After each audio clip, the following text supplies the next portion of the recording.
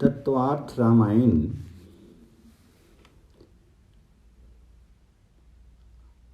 8वां अध्याय श्री रामचंद्र जी की सरलता।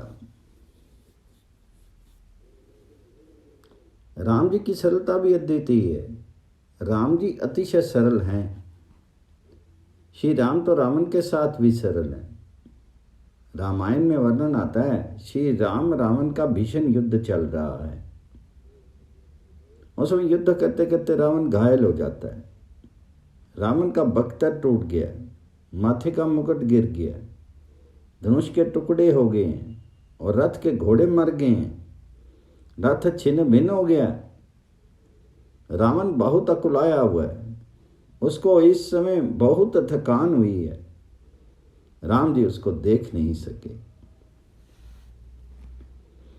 राम जी ने रावण से कहा, तुमने मेरे प्रधान वीरों को मार करके भयंकर काम किया। तुम बहुत थक गए मालूम होते हो, इसलिए तुम्हें आज मारता नहीं हूं। तुम घर जाकर के आराम करो, भोजन करो, थकान उतारो। रथ और धनुष को फिर से सजाओ और फिर आने वाले काल में मैं तुम्हें देखूंगा। शत्रु के साथ इतनी सरलता किसी ने दिखाई हो, ऐसा उदाहरण इतिहास में नहीं मिलता। शत्रु घायल हो उस समय तो शत्रु को मारना होता है। ऐसा अवसर चुका नहीं जाता। राजनीति ऐसा ही कहती है, परंतु रावण जिस समय घायल है उस समय राम जी उसे मारते नहीं। श्री राम जी तो उसके सम्मुख युद्ध बंद करने को कहते हैं, आराम को करने को कहते हैं। रावण को आश्चर्य हुआ। उसको ऐसा लगा कि लोग राम जी की जितनी प्रशंसा करते हैं वह बहुत कम है। रावण का माथा तो झुका नहीं, परंतु उसका हृदय नमित हो गया। रावण दुष्ट है, अपराधी है, शत्रु है, उस पर भी राम जी उनके प्रति सरल हैं। श्री कृष्ण दुर्योधन के साथ सरल नहीं है। द्वारकानाथ कौरवों का विनाश करने के लिए कपट भी करते हैं। ऐसा महाभारत में लिखा है। राम जी के तो कपट करना आता ही नहीं। ये तो बहुत सरल है। सरल स्वभाव छुवत छल नाई। छल कपट कैसा होता है वह राम जी जानते नहीं। तुम साधु ना हो सको तो कोई बात नहीं, परंतु सरल अवश्य बनो। जिसका हृदय बहुत सरल होता है उसके हृदय में परमात्मा का प्रवेश होता है। कपट करने से हृदय टेढ़ा होता है। थोड़ी अंदर नजर डाल करके देखो, तुम्हारा हृदय सरल हो है या बाका है। आज पर्यंत जगत में कितनों को तुमने धोखा दिया, कितने जीवों के साथ कपट किया। मनुष्य जैसा कोई कुटिल नहीं और भगवान जैसा कोई भोला नहीं। श्री राम अति सरल है। ये जीव बहुत कपट करता है। पुत्र और भतीजा दोनों पास आवे तो कितने ही ऐसे होशियार होते हैं कि भतीजे को छोटा पेड़ा देते हैं और पुत्र को बड़ा पेड़ा देते हैं। कितने ही गीता जी का पाठ रोज करते हैं, परंतु पुत्र और भतीजे इन दोनों में भी समता रखते नहीं है। जहां सरलता है वहीं समता है, जहां समता है वहीं ज्ञान टिकता है, वहीं परमात्मा विराजते। श्री राम शत्रु के साथ भी सरल हैं और इसी कारण से शत्रुओं को भी राम जी श्रेष्ठ लगते हैं। शत्रु भी उनका बखान करते हैं। घर के लोग बखान करें उसमें क्या आश्चर्य है। मित्र मित्र का बखान करे इसमें क्या आश्चर्य है। शत्रु बखान करे ये साधारण रीति में संभव नहीं। राम जी का बखान तो रावण भी करता है। रावण ने ऐसा कहा है कि राम जी के समान कोई हुआ नहीं और होगा भी नहीं। श्री एकनाथ महाराज ने भावार्थ रामायण में वर्णन किया है कि श्री राम रावण का भयंकर युद्ध चल रहा है। इंद्रजीत ने रावण से कहा, मैं शत्रुओं का संहार करूंगा। रावण को हिम्मत बंधा करके इंद्रजीत युद्ध करने गया। इंद्रजीत और लक्ष्मण का भयंकर युद्ध हुआ। युद्ध में लक्ष्मण जी ने इंद्रजीत की भुजा का छेदन किया, वह भुजा इंद्रजीत के आंगन में जाकर के पड़ी। इंद्रजीत का छिन्न मस्तक उठा करके वानर राम जी के पास ले गए। इंद्रजीत की पत्नी सुलोचना महान पतिव्रता स्त्री थी। आंगन में आए पतिदेव के कटे हुए हाथ को देख करके वह रोने लगी। ये युद्ध करने रणभूमि में गए हुए हैं। मैंने यदि पतिव्रत धर्म का बराबर पालन किया हो तो ये हाथ लिखकर मुझको बताए कि क्या हुआ है। तब हाथ ने लिखा, लक्ष्मण जी के साथ युद्ध करते हुए मेरा मरण हुआ है। मैं तुम्हारी प्रतीक्षा कर रहा हूं। सुलोचना ने सती धर्म के अनुसार अग्नि में प्रवेश करने का निश्चय किया। सुलोचना रावण का वंदन करने गई और कहा कि मुझे अग्नि में प्रवेश करना है, आप आज्ञा दो। उस समय रावण पुत्र वियोग में रो रहा था। इंद्रजीत जैसे अप्रतिम वीर युवा पुत्र की मृत्यु हो चुकी है और अभी पुत्र वधु अग्नि में प्रवेश करने की आज्ञा मांगती है। रावण का हृदय अतिशय भर आया। उसने सुलोचना से कहा, पुत्री, मैं तुझसे और कोई बात तो कहता नहीं। अग्नि में प्रवेश करने से तुम्हारा मरण मंगल में होगा, परंतु तुम एक बार राम जी के दर्शन करो, राम जी का वंदन करो, तुम्हारा जीवन और मरण दोनों सुधर जाएंगे। सुलोचना अत्यंत सुंदर थी। अत्यंत सुंदर पुत्र वधु को कट्टर शत्रु के पास जाने के लिए रावण ने कहा। उससे सुलोचना को बहुत आश्चर्य हुआ। उसने रावण से कहा, आप मुझे शत्रु के घर भेजते हो, वहां मेरे साथ अन्याय हुआ तो? रावण ने कहा, मैंने राम जी के साथ वैर किया, परंतु राम जी मुझे शत्रु मानते ही नहीं। रावण का राम जी के प्रति कितना विश्वास है। जवान योद्धा वीर पुत्र युद्ध में मृतक पड़ा हुआ है और उस समय रावण राम जी की प्रशंसा कर रहा है, पुत्र वियोग में राम जी की आहुति कर रहा है। उसने कहा, मुझे विश्वास है कि राम जी के दरबार में अन्याय होता नहीं। राम जी तुझे माता के समान मान करके तुझको सम्मान देंगे, तुम्हारी प्रशंसा करेंगे। जहां एक पत्नी वस्त्रधारी राम जी हैं, जहां जितेंद्रिय लक्ष्मण जी हैं, जहां बाल ब्रह्मचारी हनुमान जी विराजमान हैं, उस राम दरबार में अन्याय नहीं। मेरा ऐसा विश्वास है कि राम जी के दर्शन से ही जीवन सफल होता है। अग्नि में प्रवेश करने के पहले राम जी के दर्शन कर लो। अति सुंदर पुत्र वधु को श्री राम के पास जाने की आज्ञा रावण देता है। सुलोचना रामचंद्र जी के पास जाती है। प्रभु ने सुलोचना की प्रशंसा की है और कहा है कि यह दो वीर योद्धाओं के बीच का युद्ध नहीं था, ये दो पतिव्रता स्त्रियों के बीच का युद्ध था। लक्ष्मण की धर्मपत्नी उर्मिला महान पतिव्रता है और ये सुलोचना भी महान पतिव्रता है। ये लक्ष्मण और इंद्रजीत के मध्य का युद्ध नहीं था, उर्मिला और सुलोचना के मध्य का युद्ध था। दो पतिव्रताओं का युद्ध था। सुग्रीव ने पूछा कि महाराज, सुलोचना महान पतिव्रता है, ऐसा आप जोर देकर के वर्णन कर रहे हो, तो फिर इनके पति का मरण क्यों हुआ? तो राम जी ने कहा, सुलोचना के पति को कोई मार नहीं सकता था, परंतु उर्मिला की जीत हुई।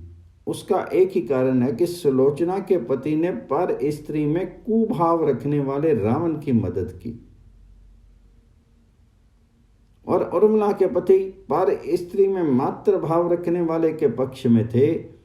इससे उर्मिला का जोर अधिक था, नहीं तो सुलोचना के पति को कोई मार नहीं सकता था। सुलोचना को राम दर्शन करने में आनंद हुआ। प्रभु ने उसके पति का मस्तक उसको दिया। पति देव के मस्तक को देख करके सुलोचना रोने लगी। राम जी को दया आई। राम जी ने कहा, बेटी रो नहीं, तो हमारी पुत्री है, तेरी इच्छा हो तो तेरे पति को मैं जीवित कर दूं, 1000 वर्ष की आयु दे दूं,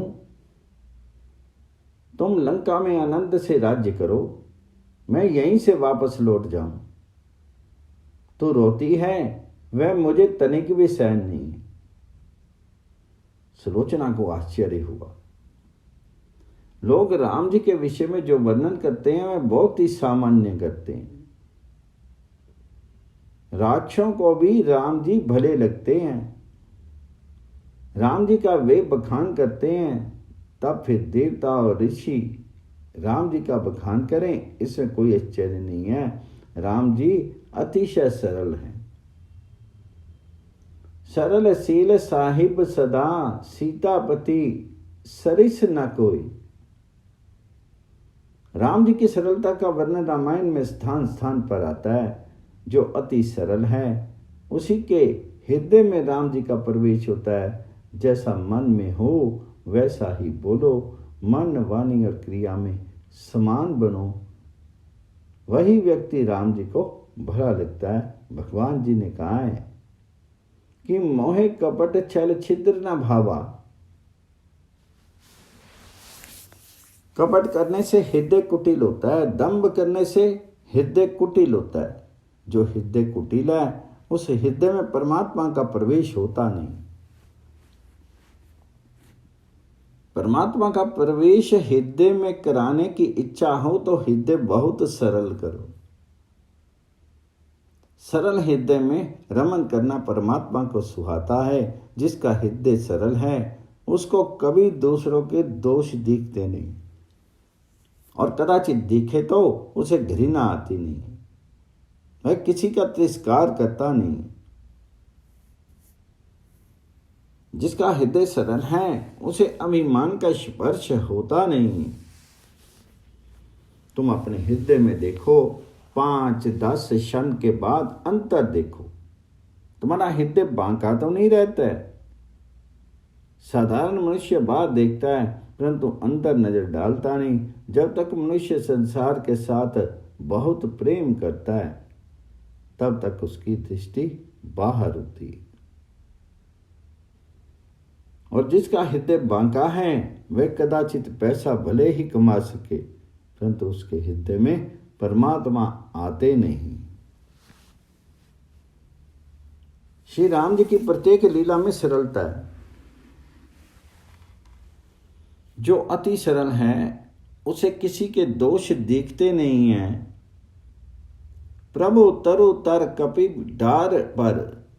राम जी महाराज वृक्ष तले विराजते हैं और वानर वृक्ष ऊपर चढ़ करके बैठते हैं। नियम तो ऐसा है कि मालिक ऊंचा बैठे और नौकर नीचे बैठे।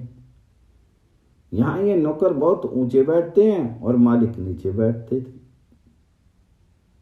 ये वानर डाली पर भी शांति से बैठे तो कोई बाधा नहीं, परंतु वे तो वहां कूद फांद करते हैं। परंतु राम जी को तनिक भी बुरा लगता नहीं कि मैं बैठा हूं और ये लोग मेरा सम्मान जानते नहीं। अति सरल को किसी का दोष दिखता नहीं है, उसको किसी दिन भी बुरा लगता नहीं है। प्रभु ने तो सभा में वानरों की प्रशंसा की। तुम्हारे बल में रावण मारे हो।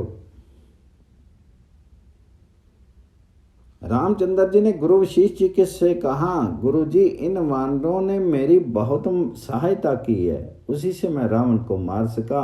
रामचंद्र तो परमात्मा हैं, रामचंद्र जी की वानर क्या मदद कर सकते थे। किम तस्य शत्रुहनने कप्य सहाया। परंतु श्री राम वानरों का बखान करते हैं, सारा यश उनको देते हैं। राम जी वानरों के साथ भी बहुत प्रेम करते हैं। राम जी की सरलता के अनेक प्रसंग हैं। रामायण में केवट का अति सुंदर प्रसंग वर्णित है। वनवास लेकर के श्री रघुनाथ जी प्रयागराज में पधारे हैं। उस समय गंगा जी पार करने के लिए उनको नौका की जरूरत पड़ती है। तुम प्रयागराज गए होगे, प्रयागराज में आज भी कितने ही नाविक लोग ऐसे कहते हैं कि हम तो उसी केवट के वंश के हैं जिसने राम जी को नाव में बिठा करके गंगा पार उतराया था। केवट के वंश में हमारा जन्म हुआ है।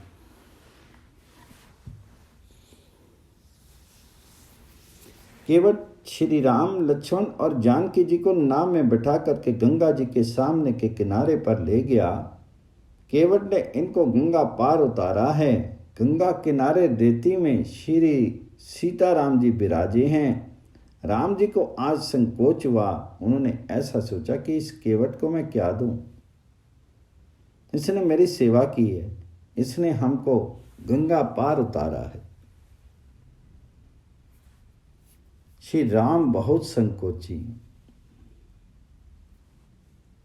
किसी के उपकार को अथवा किसी की थोड़ी भी सेवा को राम जी भूलते नहीं है। आज तो श्री राम तपस्वी बन करके वन में पधारे हैं, वलकल धारण किया है, पास में कुछ भी तो नहीं है। केवट को खाली हाथ विदाई देने में राम जी को बहुत संकोच हुआ। केवट केवल विदा लेने आया। उसने श्री सीता जी को साष्टांग प्रणाम किया। प्रभु जी की आंखें सजल हो गई। वे विचार करने लगे, ये गरीब सेवा करता है, इसको कोई मजूरी दी नहीं, उस पर भी साष्टांग वंदन करता है, इसको खाली हाथ किस प्रकार विदा करूं? मुझे इसे कुछ तो देना ही चाहिए। परंतु श्री राम जी केवट के सामने देख सकते नहीं, नजर धरती में लगी।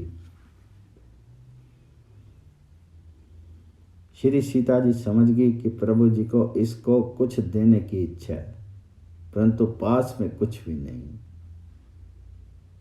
इसमें संकोच हो रहा है। माता जी की उंगली में एक सुंदर अंगूठी थी। सीता जी ने यह अंगूठी उंगली से उतार करके राम जी के हाथ में देते हुए कहा, आप तनिक भी संकोच मत करें, इसको इसे दे दीजिए। राम जी ने अंगूठी केवट को देने को प्रयास किया। केवट ने हाथ जोड़ करके अंगूठी लेने को मना किया। राम जी से बोला, महाराज मैं कोई पढ़ा लिखा नहीं हूं, अनपढ़ हूं, परंतु मेरे पिता ने खास करके कहा है कि कोई गरीब आवे, साधु आवे, ब्राह्मण आवे, तपस्वी आवे, इससे कुछ भी लिए बिना गंगा पार उतारना। यह नियम मैंने सदैव पालन किया है। आप मेरी नाव में बैठे हैं, मुझे आपकी सेवा का लाभ मिला है, उससे आज मैं कृतार्थ हुआ हूं, मुझे कुछ भी लेना नहीं। आज आप राज अधिराज होकर के पधारे नहीं है, तपस्वी होकर के पधारे हैं, तपस्वी हैं, पास से मैं कुछ नहीं।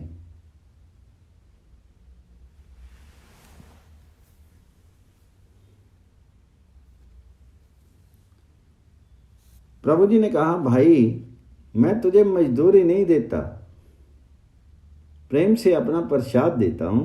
प्रसाद तो अवश्य लेना चाहिए, प्रसाद देने में तुम मना करते हो, ये ठीक नहीं है। इसको प्रसाद मान करके ही तुमको लेना है। केवट ने हाथ जोड़ के कहा, महाराज आपकी प्रसाद देने की इच्छा हो तो समय आए तब दीजिएगा, मैं मना नहीं करूंगा। मेरे मालिक आज वन में पधारे हैं, इसलिए आज मुझे प्रसाद भी लेना नहीं है। मेरी ऐसी भावना है कि आपका 14 वर्ष का वनवास सुख रूप से परिपूर्ण हो और सीता जी के साथ आप अयोध्या के सिंहासन पर विराजें, आपका राज्य अभिषेक हो। उस समय इस गरीब को जो कुछ भी आप देंगे मैं तुरंत इससे चढ़ा करके लूंगा। सो प्रसादों में से तरी लेवा, परंतु आज तो मैं प्रसाद भी नहीं लूंगा। माता जी की आंखें सजल हुई, उनका हृदय द्रवित हो गया। कैसा इसका हृदय है, कैसी इसकी भावना है। श्री सीताराम जी स्वर्ण सिंहासन पर विराजे और मैं दर्शन करूं। रामायण में लिखा है कि 14 वर्ष का वनवास पूरा होने के पश्चात श्री सीताराम जी पुष्पक विमान में बैठ करके वापस अयोध्या पधारे। अयोध्या में जिस दिन पधारे वह मिति वैशाख सुदी पंचमी थी। लोगों ने बहुत आग्रह किया कि वैशाख सुदी सप्तमी के दिन ही राज्याभिषेक कर दिया जाए। इसलिए श्री राम जी आए और तुरंत ही 2 दिनों में उनका राज्याभिषेक हो गया। इतने थोड़े से समय के कारण राज्याभिषेक प्रसंग से पहले केवट आ नहीं पाया। राज्याभिषेक का भारी दरबार भरा हुआ है, अनेक राजा लोग आए हुए हैं, अनेक सेवक और भारी प्रजाजन भी वहाँ हैं। अत्यंत भीड़ हो रही है। श्री रामचंद्र जी सुंदर सिंहासन के ऊपर विराजे हुए हैं। सब श्री राम का दर्शन कर रहे हैं, परंतु राम जी की आंखें किसी को ढूंढ रही हैं। राम जी चारों तरफ देख रहे हैं। सीता जी ने पूछा, आप किसको देख रही हैं? तो राम जी ने कहा, ये सब मेरे दर्शन करने आए हैं, परंतु जिसके दर्शन की मेरी इच्छा है वो मुझे दिखता नहीं। तो सीता जी ने पूछा, ऐसा कौन है जिसके दर्शन की आपको इच्छा है? तो प्रभु राम ने कहा, अपने मित्र केवट को देखने की मेरी इच्छा है। उसने कहा था कि राज्याभिषेक होगा तब मैं प्रसाद लूंगा। केवट मीत कहे सुख मानता, केवट मीत कहे सुख मानत। केवट को मित्र कहने में राम जी को सुख होता है। आज राम जी को केवट याद आ रहा है।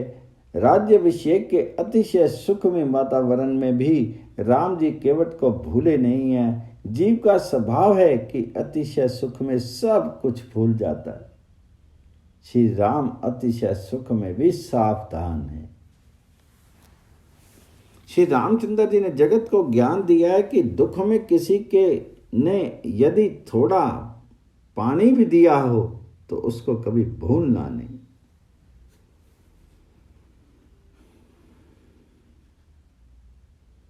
कदाचित उपकारान कृत न केन तुष्यति। किसी ने थोड़ी भी सेवा की हो तो राम जी भूलते नहीं हैं, अपकार को भूल जाते हैं। प्रभु अतिशय सरल हैं। जीव बारंबार पाप करता है, परंतु परमात्मा उसको भूल जाते हैं। किसी का उपकार भूलना नहीं है और किसी का अपकार याद रखना नहीं है। तुम साधु संत नहीं बन सको तो कोई बाधा नहीं है, परंतु हृदय सरल रखना। राज्याभिषेक होने के उपरांत प्रभु जी ने एक एक का सम्मान किया। केवट वहां नहीं था, इसलिए प्रभु जी ने गोह राजा को आज्ञा दी, तुम्हारे गांव के केवट के लिए ये प्रसाद तुम ले जाना। प्रभु ने केवट के लिए प्रसाद भेजा, स्वर्ण वस्त्र और आभूषण भी भेजे। श्री राम के समान कोई हुआ नहीं। रामायण में तो लिखा है, श्री राम श्री सीता जी के साथ स्वर्ण सिंहासन पर विराजे।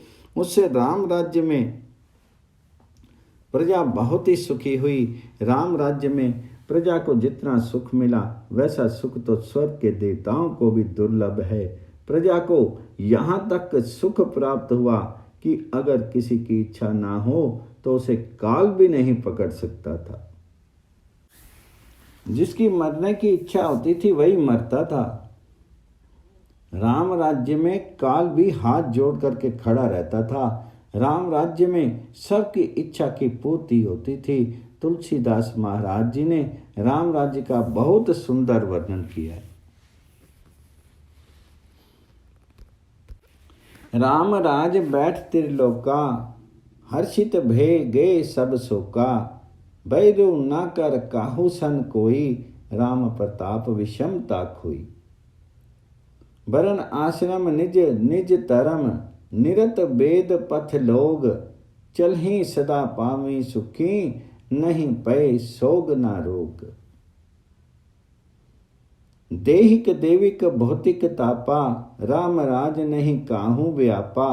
सब नर करी परस्पर प्रीति, चलहि सो धर्म निरत श्रुति नीति। अल्प मृत्यु नहीं कवने पीना, सब सुंदर सब निर्जु शरीरा। नहीं दरिद्र को दुखी न दीना, नहीं को अबुद्ध न लक्षण हीना। राम राज कर सुख संपदा, बरनी न सकी फनीस शारदा। एक नारी व्रत रत सब झारी, ते मन बच क्रमपति हितकारी। अयोध्या की प्रजा बहुत भाग्यशाली है, बहुत सुखी रहती है। राम राज्य में कोई मूर्ख नहीं है, सब ज्ञानी है। वहां कोई भिखारी नहीं है, धर्म से कमाने की किसी की इच्छा नहीं है, सब मेहनत करते हैं।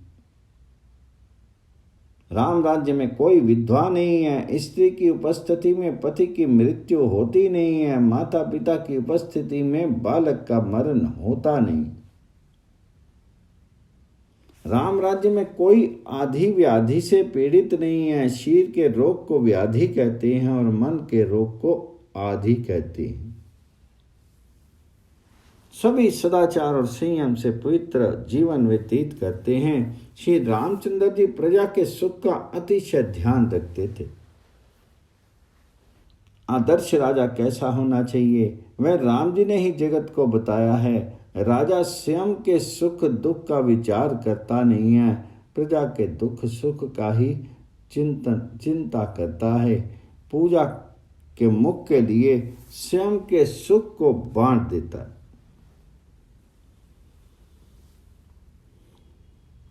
प्रजा के सुख के लिए स्वयं के सुख को बांट देता है। राम जी ने तो कहा है कि प्रजा की आराधना के लिए आवश्यकता पड़ने पर सीता जी का भी त्याग कर सकूं, ऐसा हूं।